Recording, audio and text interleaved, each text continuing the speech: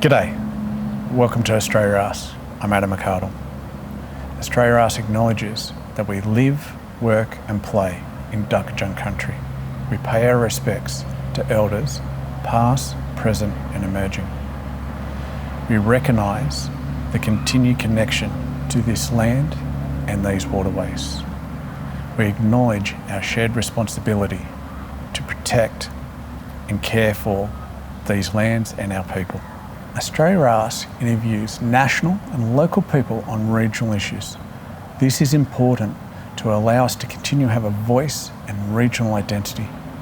An example is Banjos Patterson's poem about a man from Snowy River. This story is about a man putting in for his community by doing his job.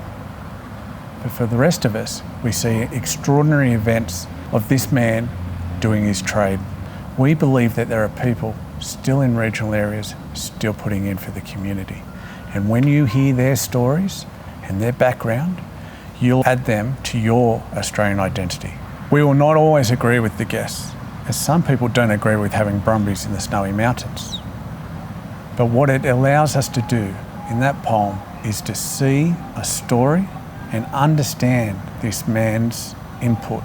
And it gives us an ability to add him as an icon within Australia. Today, we're at the iconic Drifters Wharf on the Brisbane Water in Gosford. If you're looking for live music, great food and an amazing view, then this is the place for you. It'd be a great place to have a wedding, a conference, for public speaking. Thanks for having us, Drifters. So an important part of this being the Regional Australia Voice is making sure we're interviewing the people in your communities which are making the difference, the people putting their bid into the community.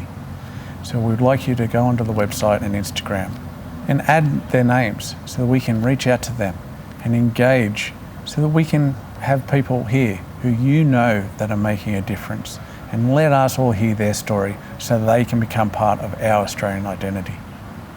Jump onto our website or our Instagram and add your questions. It's important for us to ask these interviewees the questions you want to hear. That is how we have a voice, and that is how we keep our identity. Ask the questions, give us the advice, and help us with our likes. Thanks, guys. See you next time. So today I'm glad to introduce Father Rod from Christchurch and Gosford Anglican Parish. He was there for about 20 years. Today we're going to talk to him about his past, what he's currently up to, and his views on the future. So Father, that seems like an awful lot to get through. So let's jump in. Let's go. So firstly, let's start with, where were you born? Born Royal Newcastle Hospital in 1962 to a young girl who was 17, and wow. So she wasn't able to keep me at that point, and so I was put up for adoption and adopted by a family up in the Upper Hunter. Yeah. Okay. Tell me about your adoptive parents. So I grew up on the Allen River, which is just in the foothills of the Barrington Ranges. Beautiful, idyllic sort of place. My folks were typical 1950s parents, and stay-at-home mum. Country people, stay-at-home mum. My father was his side of the family were in the meat industry. Mum's side of the family were graziers, and so I grew up in what was fairly idyllic situations. I had all the great things. Running around in paddocks in the bush. I had all the things that little boys have toys of. I had real ones. Yeah. So I had real horses and dogs and trucks and tractors and all of that kind of stuff. So that was great. There was a dark side, as is in many families, of too much alcohol and some what we would now call family violence. I don't think I really realised that's what it was at the time. It was just living everyone around. But now I can see, in retrospect, that's what it was. Yeah. Brothers and sisters? I grew up with an adopted sister, and she was about 18 months younger than me. Yeah. I'm guessing different parents originally, parents? Yes. Different, entirely different psychological makeup too. Yeah, we were very different.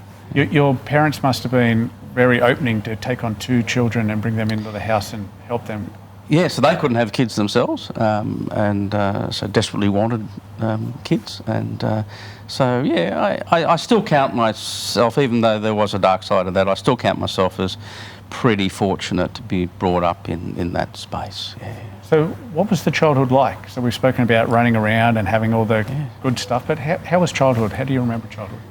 Yeah, I mean, I remember the things I really hold to was, just being outside in the bush, horse and dog, going off. I spent a lot of time by myself, but I still liked my own company, so that was fine. So, but out in the bush by myself, hunting, mustering cattle. Yeah, they're the things that I really remember and were quite formative for me. Yeah. What are some of the hard times you remember during your childhood? Dad's drinking. Yeah, that was quite difficult. I mean, one of my jobs as a kid, I'm 5 or 6, I guess. Mondays was sale day at Maitland, cattle sale day. So Dad would always come home really tanked on that day. And so my job, when I got home from school, was to take all the firing pins out of the rifles before he got home. Yeah, because he would get drunk and start waving them around. And, wow. Little kids shouldn't have to do those jobs. And so it's... And how do you feel that drove your view of the world as life went on? The world, I guess, for any child involved in family violence, the world is not a safe place. So you look for safety, you look for things that are sure and certain. Children of alcoholics tend to look for another identity or have identity issues. All those things were true for me. Yeah.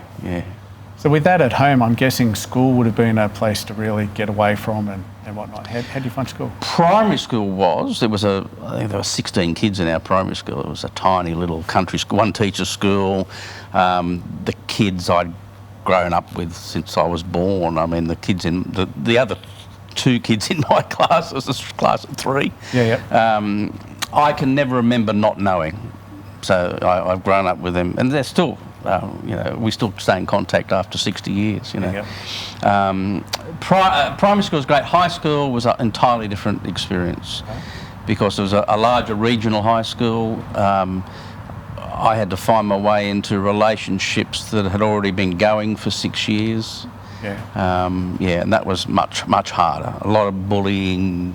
I got out as soon as I could. I got out at 15. So I'm guessing grades weren't great then, or they were not too bad? They weren't too bad. I'm kind of a bit lucky. I can always get through without too much effort, and that's been a good and a bad thing all my life. Yeah. So you said you left school at 15. So yes. What was next? Where'd you go next? So my father was in the meat industry before we went to live up in on the Allen River after my grandfather died, and so I wanted to sort of go and explore that, and I had a sort of a vision of bringing those 2 things together again, sort of grazing cattle and retail and so forth. So I went and worked in the meat industry for about 11 years. As a slaughterman or a butcher? As a butcher, a retail butcher. I did do some stuff at Newcastle Laboratories as well, just to sort of learn the ropes. The ropes. How to hold a knife, how to carve. I wanted to know everything right from the bottom up. And so I went and worked in the retail industry. Then we started to develop other businesses around that for a time.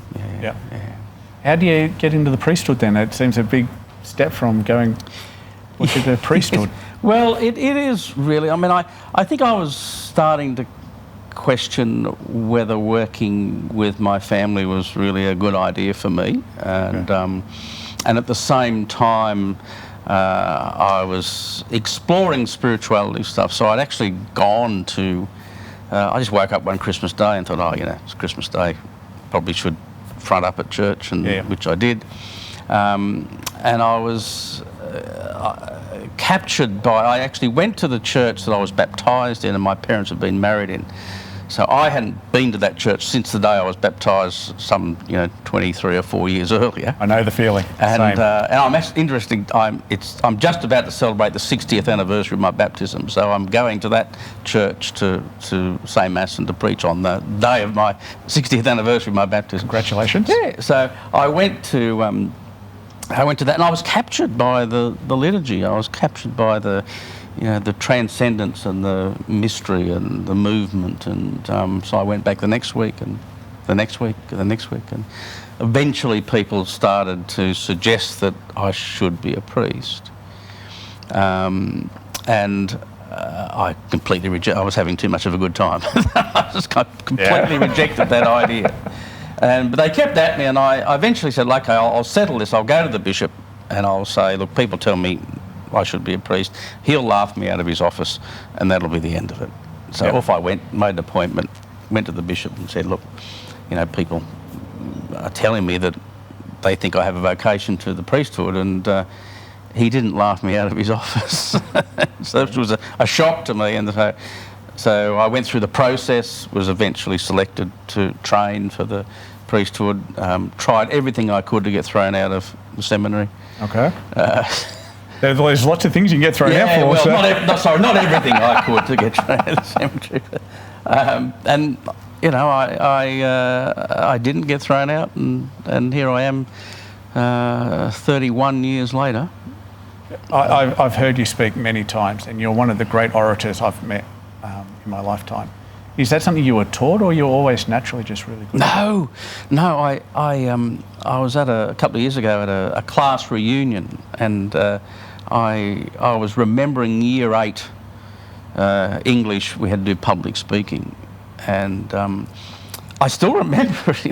It's 40 years ago, more than 40 years ago, nearly 50 years ago, and I still remember the sheer terror of having to get up and do a 3-minute speech in front of my class. Yeah. And one of the reasons I kind of rejected the idea of priesthood was that I just knew I could never stand up in front of people and speak. But something happened in the process of my formation, and then one day I not only could do it, but I really enjoyed it. And even to this day, I never feel more alive than when I'm at a lectern. Yeah. I know that feeling. Yeah, being able to speak in front of people, public speaking, while scary, it's an amazing experience. Oh yes, yeah. So what was the best piece of advice someone gave you as you were going through these formative years that you didn't understand then, that you understand now? It's not that I didn't understand it, but I kind of rejected it. Okay. And it was that I had to be myself. The formative years of being a child of an alcoholic, you create a different persona. Okay. That's not where you live. It helps you live out of that space. And so that was really formative for me, and for a long time I struggled with that space. I mean, you're always looking for an identity. Yeah. And being adopted is a double whammy in that, because you have identity issues before you start. You have a situation of family violence, and that pushes you further and further out of yourself all the time. And so when people were supervisors and were saying, you just don't come out of your own skin. You've got to learn to come out of your own skin. You've got to be who you are. And my gut response to that was, well, I can't do that, because one, I don't know who that is, and two, I'm sure nobody would like that person anyway. Yeah. So there was I just pushed that away, rejected it, and but eventually, over a long period of time, with some very patient therapists and supporters and supervisors, I finally sort of found that space, I think. Yeah. But so that was the most important thing, I think. I think you hit on a point a lot of young people today struggle with, is they're trying to always put forward a persona instead of just be them. Yes. And learning to be happy in your skin and who you are is a real art, which unfortunately young people just don't sometimes feel. Yeah, and it's a very complex thing, but people do tend to like people who are being themselves, because there's a sense that people actually do like other human beings who are just themselves. There's something quite attractive about that. Yeah. Being at Gosford, you were at Gosford for a long time. 22 years in Gosford. So how did you come to Gosford and take over that role at Christ Church? I was the parish priest in Toukley for 3 years, and it was my first parish, and I was quite an ambitious young priest at that point, and so Gosford became vacant, and I thought, well, that's another step up the ladder. So I applied for it, and I got married at the same time as this. So I got married 1 week, had a week's honeymoon, and then came to Gosford the next week. So there was a lot going on at that point, and I saw it at that point, to be honest, as a good career move, because I was still in that mode. In that mind, yeah. It turned out not to be the case, but that's another story. So, some people will really know you from your signs. Yes. How did that come about? Like going from just being a small parish to having such a strong social position in the community? Well, we got this. A lot of churches at that time were getting these changeable signs, and so we thought that'd be a good idea to sort of advertise what we were doing. And I'd been asked to go and give the last rites to a man who was dying, and this guy was gay, and his family were clearly uncomfortable with me being there, and I totally understand why, because of what the church has, the position that the church has traditionally taken in the area of human sexuality. And I was deeply moved by their discomfort, and I thought, I've really got to do something about this. I've got to get that message out there that not all churches are anti-gay. I'm certainly not, and there's a lot of welcoming and affirming churches around. Yeah. And so I went back. I just put up that sign, "Dear Christians, some people are gay. Get over it. Love God."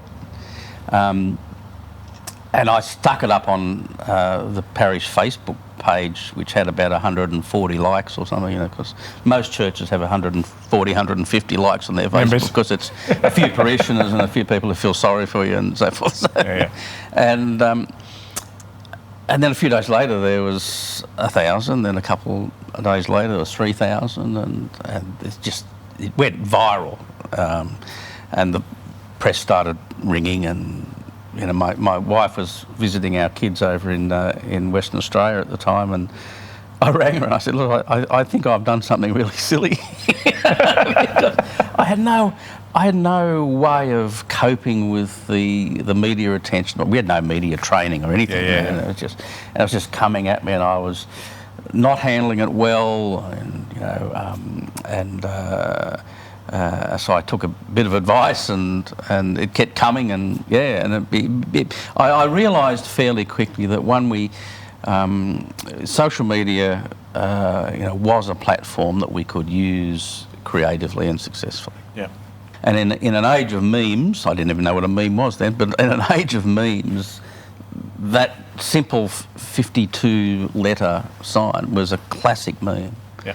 And because it came out of a place that was surprising and unexpected for people. Here was a church sign that was starting to say some things that in most people's minds seem radical for a church to be saying. I actually don't think they were. I think that's our core business, to be honest. The things we should be saying. But for the hearers, it was radical. And I actually think that's probably the same dynamic that we found 2,000 years ago in Jerusalem, because he was saying, the founder of the firm was saying things that really weren't that radical. They were core business. But for the hearers, it was different to what they were used to. It was totally different, yeah. What is your favourite sign? What was your all-time favourite sign? That's probably... There was another one after one of the school shootings in the States. I put up when women, they love their kids more than their guns. And it went super viral. I'm guessing Americans would have picked that up. Yeah, I got a lot of hate mail and death threats about it, but one of the rappers, Jay-Z, or one of those guys, I forget who it was, Yep. but he picked it up and put it in one of his lyrics of his song at the time, and it just went... Wow. It went, never paid me any money. But so I think that's I'm not sure I have a real favourite. I mean, there were, I think, lots around refugees. The Nation That Stops a Race around Melbourne Cup, on Melbourne Cup Day, was another one that was it was the most viewed image on the internet that Melbourne Cup Day. Wow. It was the day that Gai Waterhouse won the cup, and it got more views than Gai Waterhouse holding the cup. That's when you know you're really cutting through. Yeah. There's been so many of them, but it's just been such and I quite miss it not having it now because I've moved on, but it was such a way to communicate with clarity into a communication vacuum in many ways. Yeah. So that's a great segue. Where are you now? You've moved on. What's next? So I'm now the Director of Mission in the Diocese of Newcastle, Newcastle Anglican, and it seemed like it was time to this position came up. There were parts of it that really excited me in terms of the formation of clergy. And I was getting to that age, turning 60, where 100 hours a week was probably just getting a bit too much for me. Okay. And so there was aspects of this new ministry that were really exciting for me. So I'm involved with the formation of the new clergy, and I'm quite passionate about that because I bringing them in and training them? Yes, they get brought in by another system, and then they do their academic training, and then they come into formation for 2 years. Okay. So I have 2 years to really help them come to an understanding of what priesthood is, and that's really exciting for me. I also have to look at, we have 2,500 employees in Newcastle Anglican, in schools, aged care and disability services and parishes and so forth. And so part of my job is to look at the spirituality of those organisations. And because I'm really interested in the deep parts of what spirituality is, that's quite an exciting... So some people may think that your assigned are sometimes controversial, that maybe you've been sidelined and moved out. Yeah. What do you say to that? I have heard that. Well, it's not true. I mean, I could have stayed in Gosford until the day I died, really. And there was something attractive about that as well. But I felt I had one last challenge. So I made this choice. I chose to do this. Okay. There was no coercion whatsoever. The bishop made the offer, and I could have. And he often says, no is a perfectly acceptable answer to this. Yeah. And but I said yes. So a lot of people which do get a bit of celebrity, and I'm guessing that's what the signs were, a bit of celebrity, sometimes struggle stepping back from that limelight, and they're losing their voice almost. Yes. How do you handle that? Yeah, it's been a struggle, to be honest. Bono says that celebrity is currency. You've got to spend it wisely.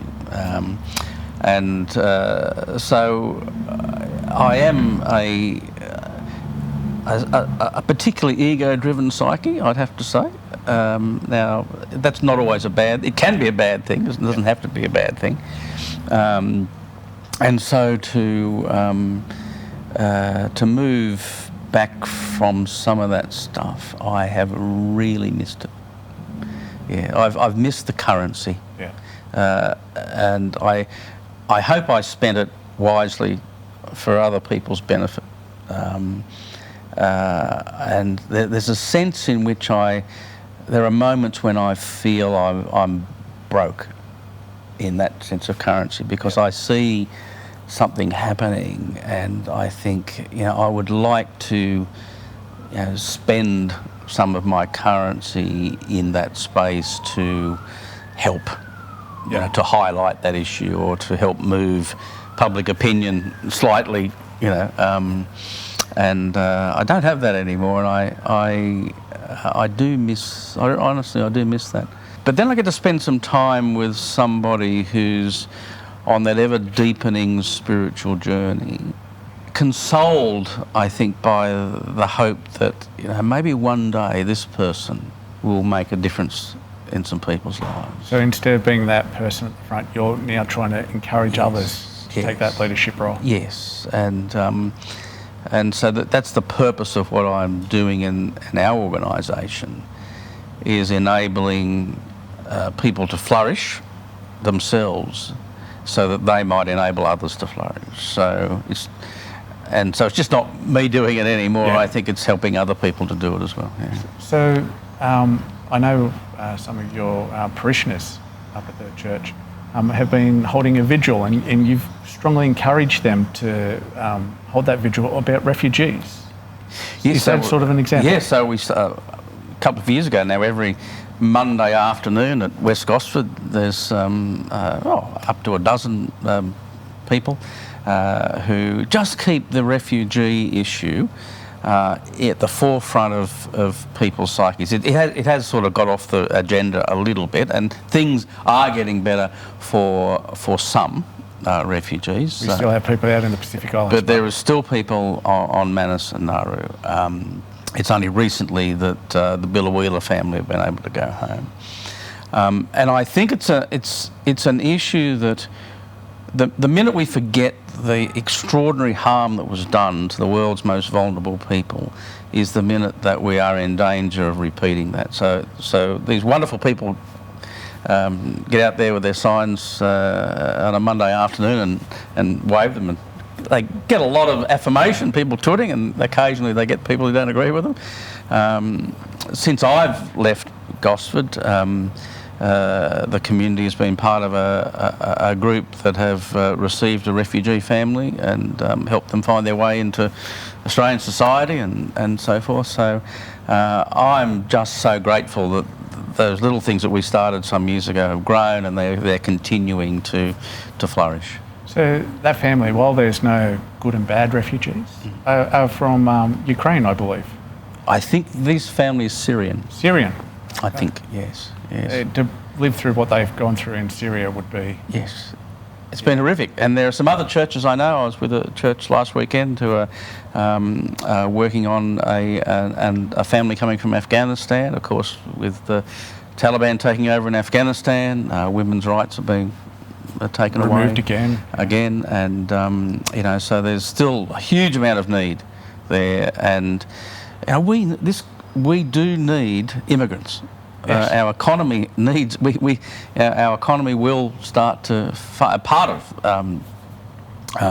that is that we haven't had immigrants for a number of years. Now that was partly some government policy. COVID really knocked that around, and so a lot of our regional industry is struggling at the moment because we cannot get people to work in some regional areas. So it's important for our economy, but it's more than that. It's important for our national soul to be a welcoming and affirming. I've heard many stories about country towns when a refugee family comes in.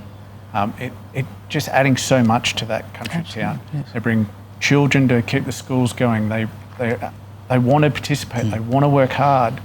In the regions, I think it's a really, really important part is to bring in the refugees and the immigration, because it's something which is important to all regional people. And it enlivens the psyche of the community too.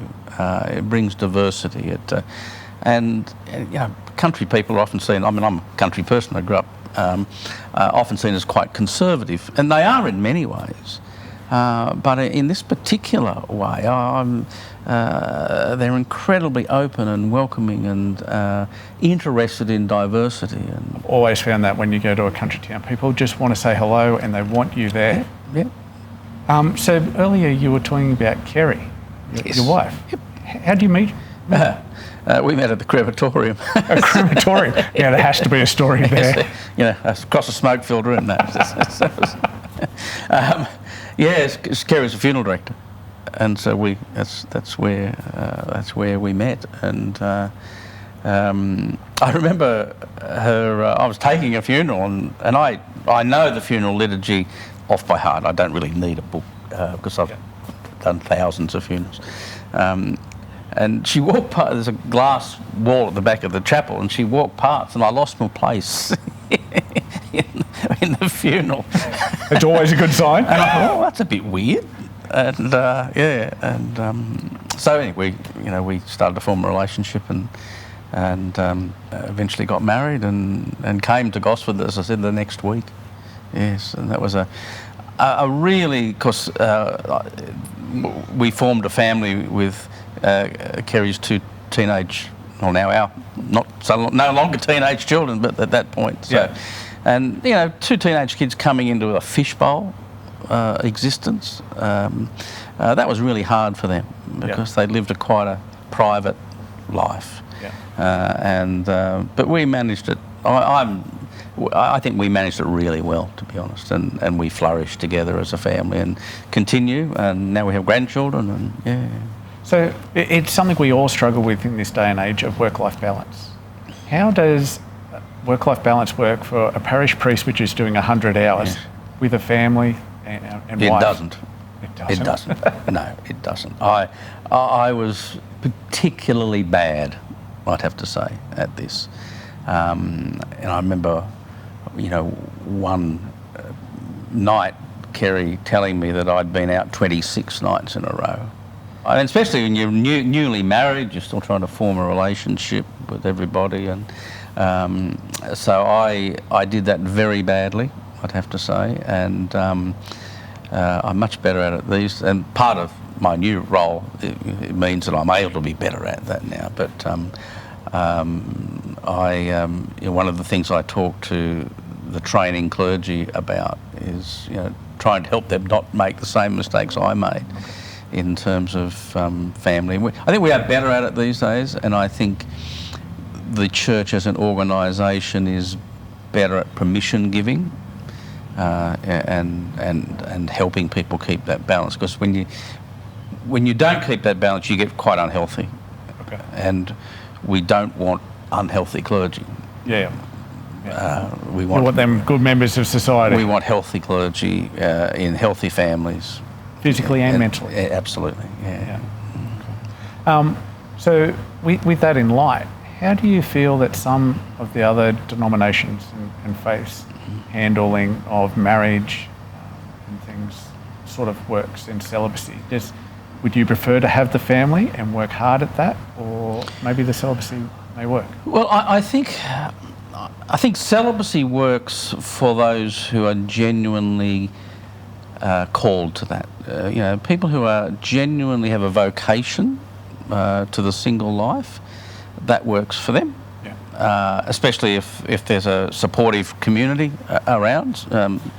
I think the problem rises when, people in some churches who that have celibacy as a requirement, if someone feels called to priestly ministry but not called to celibacy, they've got to make a choice. Yeah. And that can sometimes lead to an unhealthy psyche. And in the Anglican Church we have celibate clergy, but they're celibate because they genuinely feel that's a vocational calling for them. Yeah. So in 2023, you have experience with people which are coming into the clergy. Yes.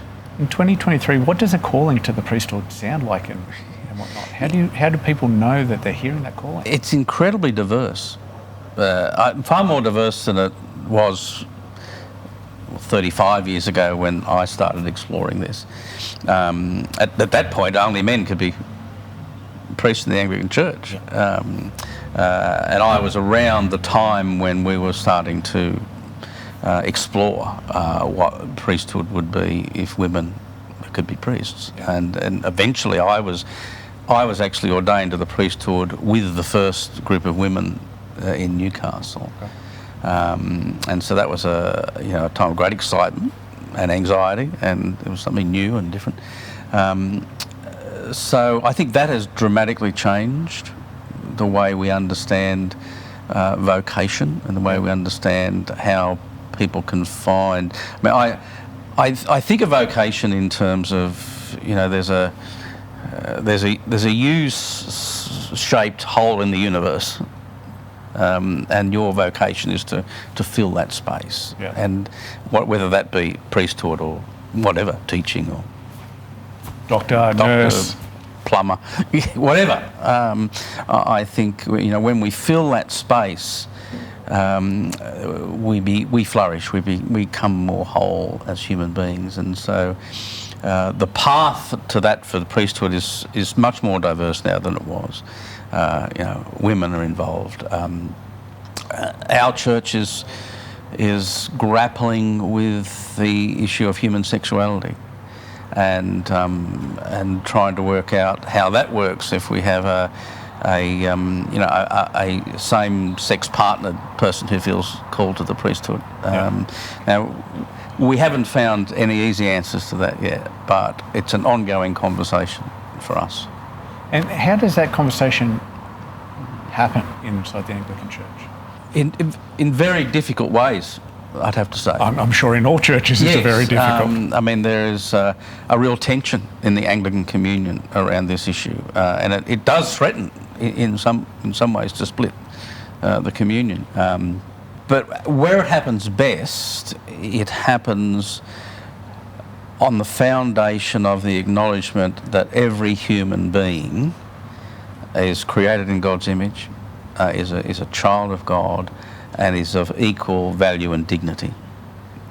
If the conversation doesn't start from that place, people are harmed. Yeah. And so we always try and bring it back to that space. Okay, everyone is a child of God.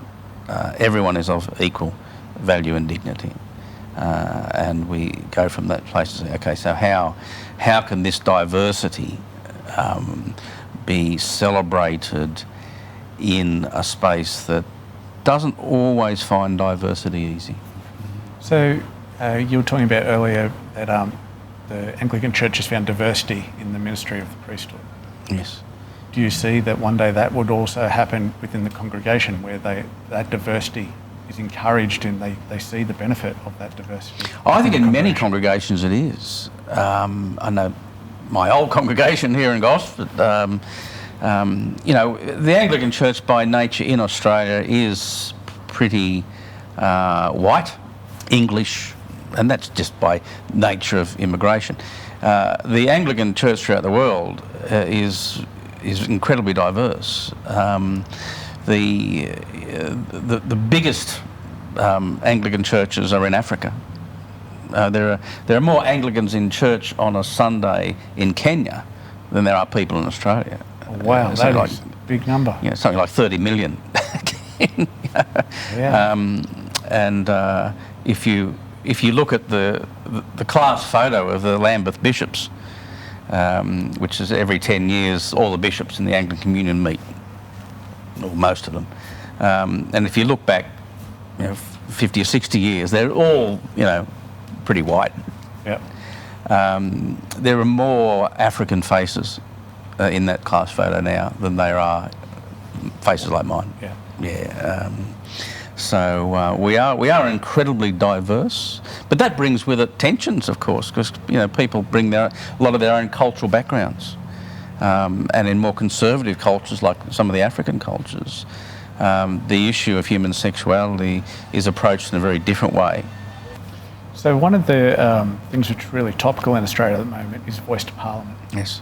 So what's your view on the voice to Parliament and the benefits that we potentially could get from that? It's essential.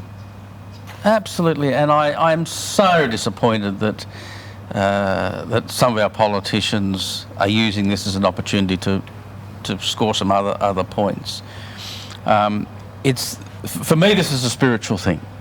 To be honest, this voice is a spiritual thing. It's about being able to listen. It's about the whole of our nation saying to First Nations people, we value what you have to say. And we not only value, but we know we need to hear what you have to say, because we can't live here, we can't flourish here until we've heard what you have to say. So this is, for me, it's not a political thing, it's a spiritual thing. And when we have heard that voice for long enough, and when we have understood that voice for long enough, we will flourish as a nation. And people who can't see that really frustrate me, and say it's things that it isn't. And this is a spiritual thing. It's about hearing the voice, hearing the songs, and learning to sing along. I've heard some people in the community talk about voting against it because it's not enough. I see this maybe as a pathway. What other steps? It's the Zeno principle, isn't it? You know, you can never get to the other side of the room because you've got to get halfway first, and you can never get halfway because you've got to get halfway to halfway. And there's the problem about, you know, we'll always, you know, sacrifice the possible for the perfect. It's not perfect. No, it's not as. I'll you know, agree with the Greens senator. It's not as good as a treaty, but we're not going to get a treaty at the moment. If we listen to the voice long enough, we might get a treaty. It's not the end of the journey. This is often the trouble with, you can hear my frustration there. I can. Often the trouble with our political life together is that we don't see it as a journey, and it is. And we can't get to the finish line before we start, and the voice is a way of starting. Yeah. It's not the end of the journey. I think the apology was the start, and this is the next step in that journey. I'll never forget the apology day. I gathered with a whole group of people at the Japanese Gardens at East Gosford, and there were some TVs set up in the pagoda there. Yeah. But everyone else standing sort of outside around this, and this huge storm came across Mount Penang, and then and it was just torrential rain. I've never seen rain like it. And there's a couple of hundred people. No one moved. We all just stood there, and it was like we were being washed clean. We were talking about the restructure of the council here on the Central Coast. Is it maybe something we could take a leaf out of the Federal Parliament's book and try and have a voice within our council chambers? Have that local Indigenous voice so we can learn the songs, understand their history, so we can improve and grow. There are a number of local governments who have actually entered into this process. Not only a voice process, there are a number of local governments that have entered into local treaties. And that's another part of that process, and you know maybe it has to happen at a local level first before we can do anything at a federal level.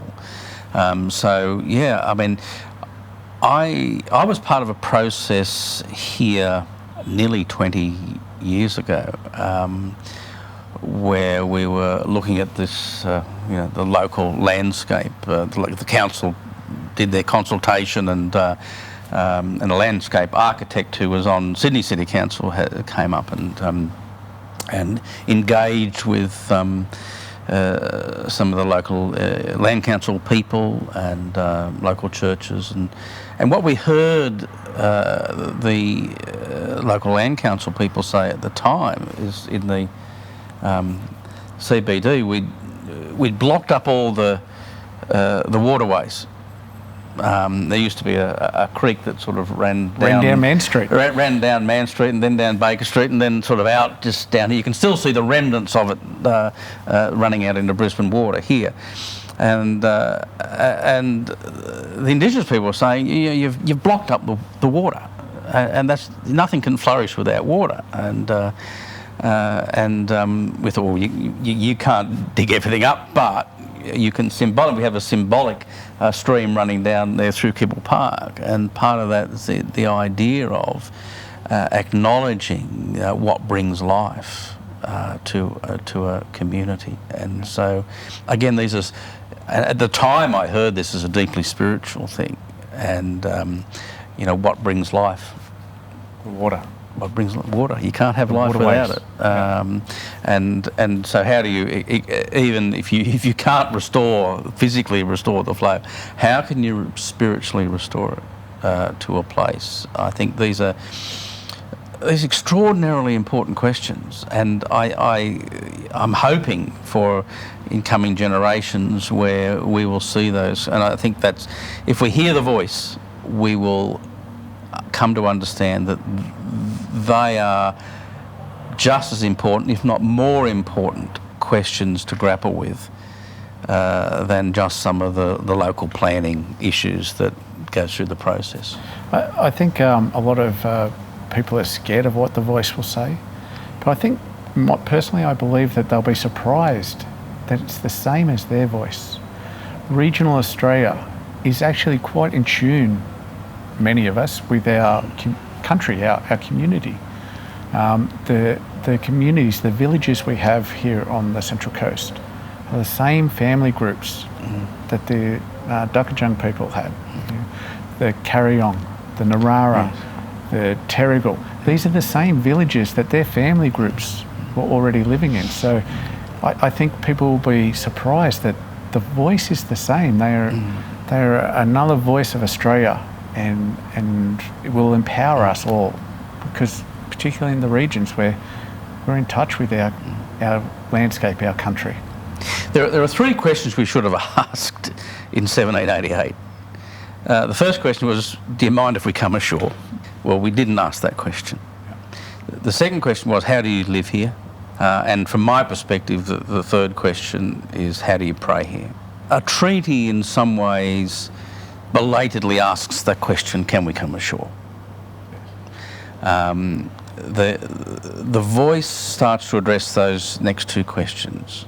How do we live here? And how do we pray here? So what is the socio-economic question, and what is the spiritual question? And until we have the voice, we are not asking those next two questions in any way. They will help us hear the answers to those questions.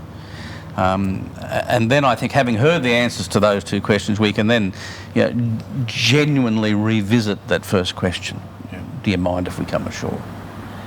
So when I watched the meeting happen out in Alice Springs, the thing which I saw was a people which had been persecuted for 200 years opening their arms and asking for us to enter and us to participate. And I think it's our opportunity to step forward. And what an extraordinarily spiritually mature thing to be able to do.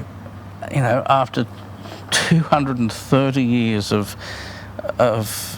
genocide, theft, murder, cultural genocide, physical genocide, for a group of people to be still willing to engage generously, can't we see that there's a spiritual depth there that we want to engage with and learn from, and that will enable us to flourish in this place? I think you'd have to be willfully blind, willfully deaf not to see and hear that. Yeah. So in current affairs for churches, the Royal Commission had a very big impact on the churches. Yes, it did. How did you see it from inside the Anglican Church? There are many ways in which we are grateful for the Royal Commission. A local journalist here on the Central Coast, Joanne McCarthy, was really precipitated. Some of her reporting in the Newcastle Herald really was one of the precipitating forces that moved brought it out into the open. Moved Julia Gillard to call. And I often say to Joanne McCarthy that she's the saviour of the church, because people talk about the Royal Commission bringing a crisis to the church. I don't think that's true. I think the church was already in crisis. because we weren't able to deal properly with the issue of child sexual abuse, and it was that process that enabled that to happen. And so it was painful for everybody. It was painful for, especially painful for survivors. We were Newcastle Anglican was case study 42, so we were part of that process, and we were, I think, very fortunate at the time to have a bishop who was a survivor himself, and he helped us to see this issue from a survivor's point of view and to become a survivor-focused church. The trouble with institutions is all institutions, not just churches, but all institutions will move to protect themselves if they feel threatened. Yeah. That's just normal behaviour. Bishop Thompson enabled us to find a different way, and not to move into self-protection, but to stay survivor-focused and say we will do everything we can to redress what has happened in the past, but also, and equally importantly, to ensure that, to the best of our ability, that those crimes are never committed again. Yeah. Yeah, and so it's, I think we are a church that is now, along with other churches, highly conscious of how we provide safe environments for vulnerable people. So what are some of them changes that you've seen in your new ministry with the schools and whatnot? What are some of the changes you've seen? So the selection, part of my portfolio, the selection and training of clergy is an important part. So how we enable leadership to be highly conscious of protection of vulnerable people, how we train and enable our parishioners, anybody who does anything in church, whether it's be a kids ministry person, Sunday school teacher, even the welcomer on the door, has to be trained and screened. So everybody has to have working with children checks, and so they need to be appropriate people to start with in that space, but they also need to be trained for safe ministry. They need to be able to look out for things that are a bit of concern, and have the right processes then to alert people if they have a concern, that can be properly investigated. What has come out of this process, I think, not only for churches but I think for all community-based organisations, is better screening and better training, and I think we are across the board a much safer place for vulnerable people than we were before the Royal Commission. I know a lot of voluntary organisations nowadays have removed that requirement from themselves and rely a lot on the police now. So there is no internal investigation and then handing it over to the police. Yes, that's correct. Is that something which is also in the Anglican Church? Absolutely, yes. If it's straight to the police. Anything of a criminal nature is straight to the police. That's how we work, and let them handle all that. So our professional standards people are highly focused now in the area of creating safe environments. Yeah.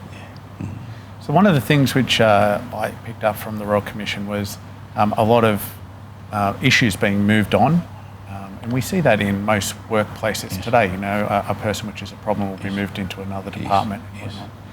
How has the Anglican Church tried to stop that and really identify the problems and focus on them straight away? So we have a national register. So it's not possible for someone who has offended to be moved on. It's simply not possible, and not possible for an offender to even function as a priest or any other volunteer for that matter. Yep. So there's a national register. Nobody can be moved from one place to another. In fact, even a layperson who's has offended somewhere has to be, highly monitored. And aren't allowed on church property unless they are willing to be highly monitored. Yeah. And so in some churches there's a whole defrocking process or a removal. Is that something which also happens in the church? Yes, indeed. If the offence warrants someone being deposed from holy orders, then that will happen, and this happens. Has happened and will continue to happen. And we certainly want, as priests, we want that, because if someone has offended against a vulnerable person, then they've brought our profession highly into disrepute.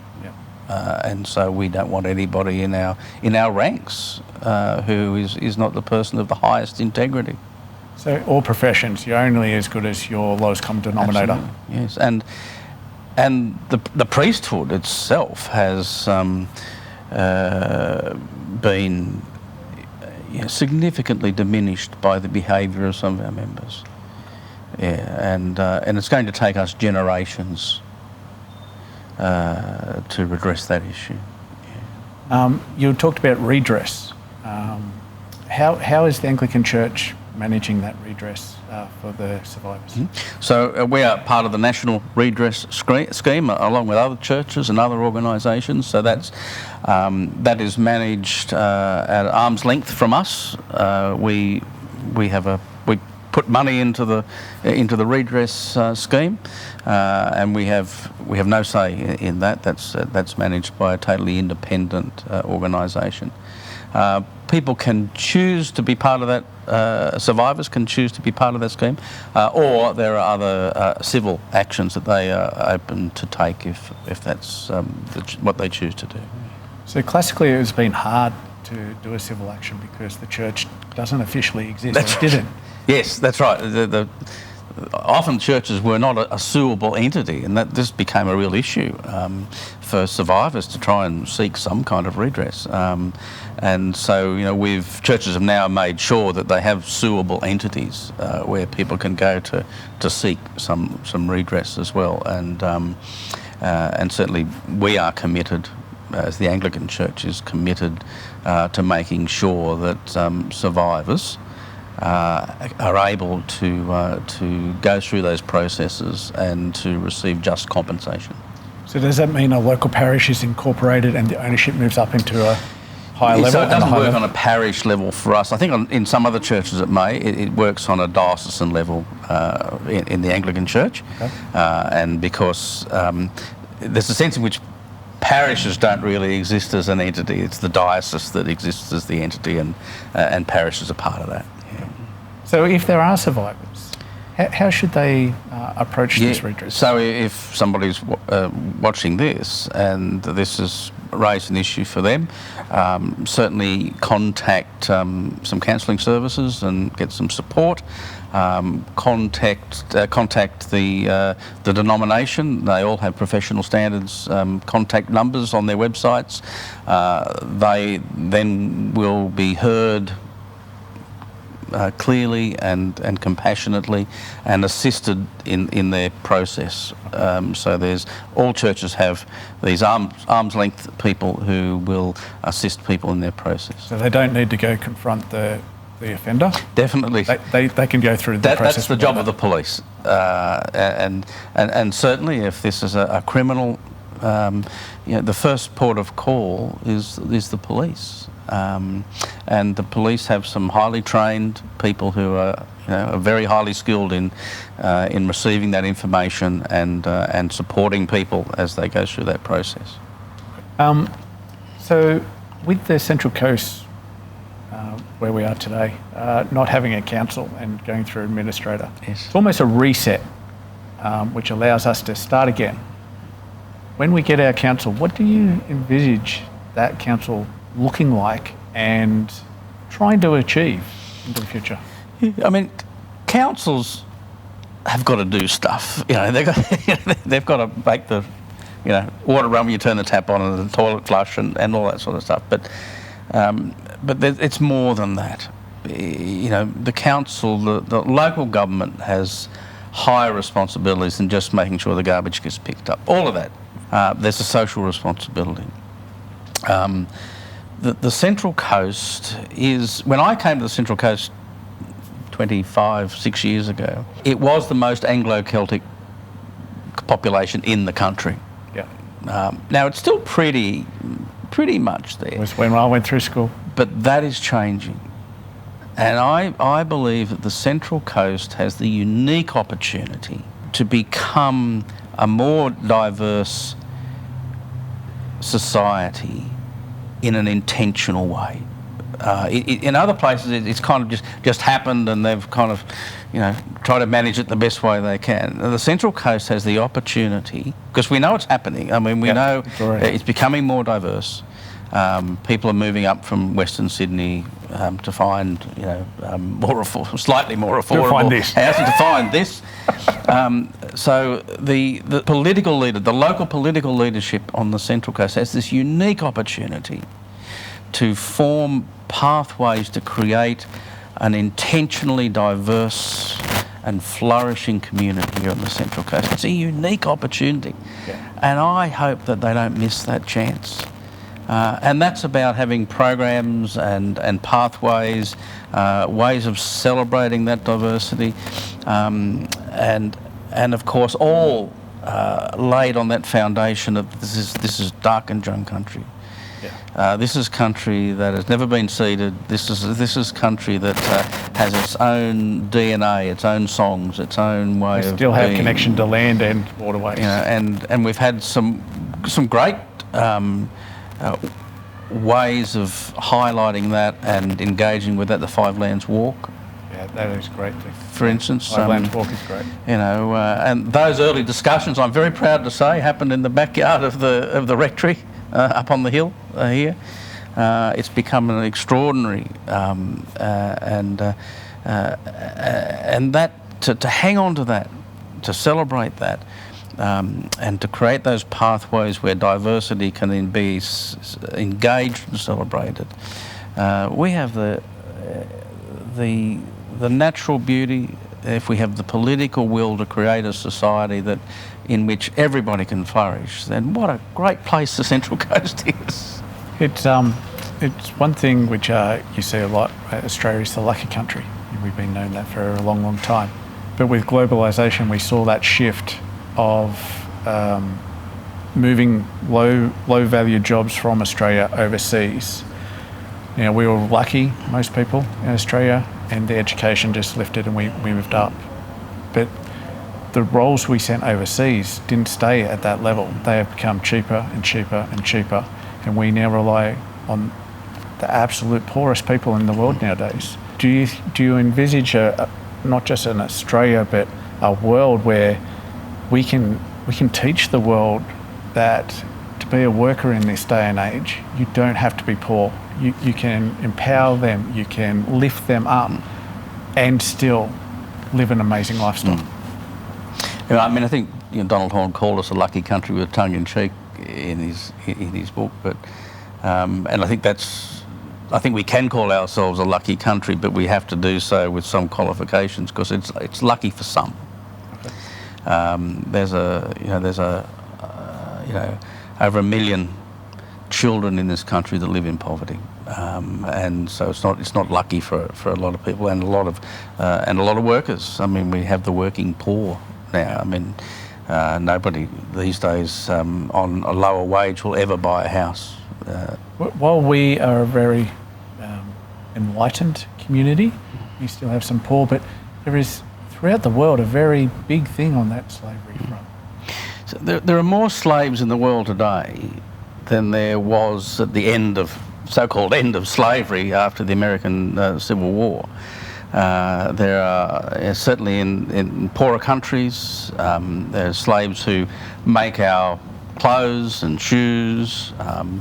Sex slavery is still an incredible part of some economies, and And we're not free of it here, and we kind of like to think we are, but there are people under sex slavery working here to pay off debt. There are people working in, very, very poorly paid jobs that are in fact slavery. But our economic system we export our slavery basically because our economic system relies on cheap workers in poor countries, and we've got to get to the point where we simply refuse to buy anything where the provenance isn't clear that it's slavery free. And there's enormous pressure on some of the chain stores and that to be able to certify that it's slavery free, and I think we need to be able to educate our people much more in that area. But there's some great people doing some extraordinary work in that area, so I'm confident that we'll get. So we've been through and we've looked at the past and the present and some really topical points in that. But how do you see the future for Darkinjung country? The next 20 years, what do you see? I think for the future to be flourishing, it needs to be grounded in the past, and you've acknowledged this as Darkinjung country. So if we are to have a flourishing future, it has to be built on that foundation that this is Darkinjung country, and so our future needs to be informed by those songs and that respect for this place. People flourished here, and it's an amazingly beautiful. Beautiful. You can see why people flourished here for, tens of thousands of years. We can't flourish here unless we acknowledge that and work with local Indigenous people. We still, as European people, have a European ancestry. There's a sense in which we still, after 234 years, we still need to learn to live here. Yeah. We haven't learned how to live here yet. We're not symbiotic yet. And there's only one way to learn how to live here, and that's listen to the people who've lived here for thousands and thousands of, tens of thousands of years. So what's the future? Well, the future is mutual flourishing, with the people who have lived here. And unless we get that right, there'll always be something holding us back. And I used to get to spend some time with year 11 and 12 students quite a lot, and I'm hoping to do a little bit more of that again soon. And these are just extraordinary people. There are some extraordinary young people. I think our future is actually very safe in their hands. I really do, and the sooner my generation gets out of the way and hands it over. Let them go. Let them go, because they are highly engaged in the big issues. So you were talking about the young people and how they're the future. One thing which is really key for them is climate change. How can you see their leadership, even at this young age, in climate change, and how that leadership may feed through for the next 20 years and what that's going to help us do? Yes. I mean, this is the one big issue, really. If we don't get that one right, we don't get anything. It doesn't matter what else we get right. So what I hear from young leaders is the essential nature of keeping global heating under 2 degrees. And I am sure that this next generation will not allow the political shenanigans that has gone on over the last 20 years to happen. I don't think any political party will get away with that. Once they start voting, that's just not going to happen. Is it too late? We hope not. We hope not. So along with the political will and emerging technologies, I'm still incredibly hopeful that we'll be able to slow this down.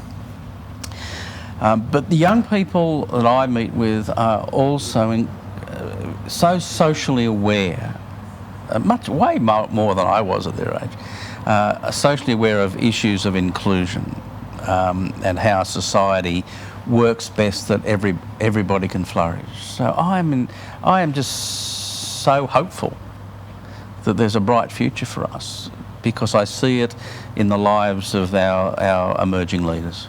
What about Australia as a whole? You know, so we've sort of spoken about 20 years, and let's say our youth get the leadership right and they fix climate change. What's Australia going to look like in 50 years? You know, how do you envisage that? We have one of the most extraordinary, naturally beautiful places. That feeds our souls. We have incredible resources. We have, hopefully, an ongoing, stable political system. Hopefully it'll improve a little bit even. Yeah. We have emerging leaders. What's Australia going to look? Australia will be more diverse. I hope more compassionate than we have been over the last 10 or 15 years. And I believe, you know, with all of those things coming together, we will be a place that flourishes. Not only economically and socially, but I guess from my perspective, I want my grandchildren to live in a society that flourishes spiritually as well. My youngest granddaughter, statistically speaking, will live to 21, 24. It's a long time. That's over 100 years. A female child in Australia now statistically will live for 104 years. And I can't even imagine what that world will be like for her. I sit in some of our schools on speech days and see these marvellous little kindy kids come up, and I'm thinking, you know, what do we need to give you that you can flourish in a world that I can't imagine? And I think the answer to that is the ability to learn, the ability to be flexible, the ability to engage courageously in the world around you, the ability to be spiritually aware. Those are the things that we need to give our kids. Do you think we can learn to stop focusing on building our individual wealth here and now and understand that it's about trying to give to our children? I know that in my parents' generation, they were working to enable me to get an education, enabling me to live a good life job. Sometimes now I feel that a lot of people are doing it to buy that bigger house or to buy that bigger car, instead of focusing on the external, their community, their children, etc. I think what we're seeing there is the death throes of the economic paradigm. If we look through history, there's been various paradigms or ways in which we understand our society and our world. There was the tribal paradigm, and it gave way in the West to the religious or Christian paradigm, and it eventually gave way through the Enlightenment to the political paradigm, where we had the isms emerged, and then post-war we really entered the economic paradigm. And I think that if we look back to the financial global financial crisis, we saw the cracks start to appear in the economic paradigm. And I think this kind of rush to grab more material things is part of the dying of the economic paradigm. The next paradigm, I think for the first time in human history, we actually know that we're moving out of one into the other. We can see it coming, whereas I don't think we've been able to see it coming before. The next paradigm is the ecological paradigm. It has to be. We can see that coming, and I think, we'll get that. We'll start to understand that, and I think some of our young people already understand that. Yeah. We'll see things having to become more sustainable. We'll see a society that will no longer accept the obscene hoarding of wealth. There's an ethicist whose name escapes me just for the moment, but he says that everything that we have more than we need is stolen from the poor.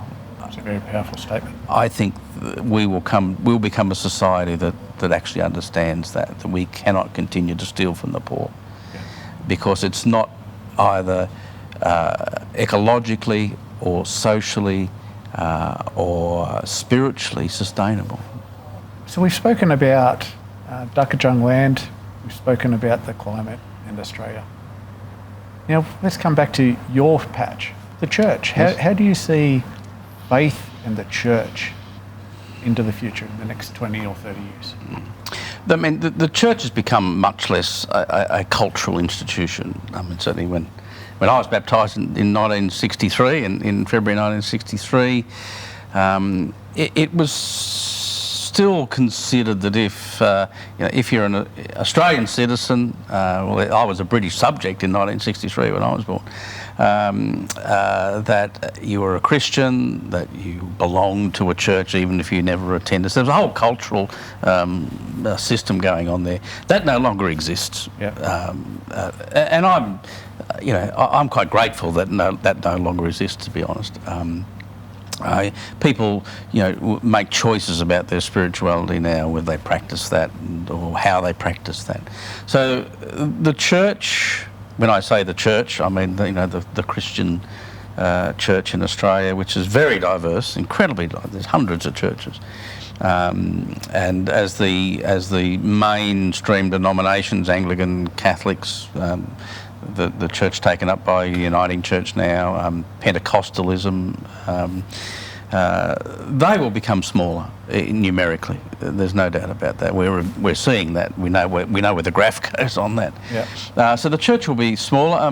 Pope Benedict said that he actually wanted the church to be smaller and poorer, and Pope Francis, of course, has carried on in that theme. But I think what Pope Francis has achieved is to encourage his church, the Catholic Church, but those of us who are affected by some of the things he says, not only smaller and poorer, but more engaged spiritually.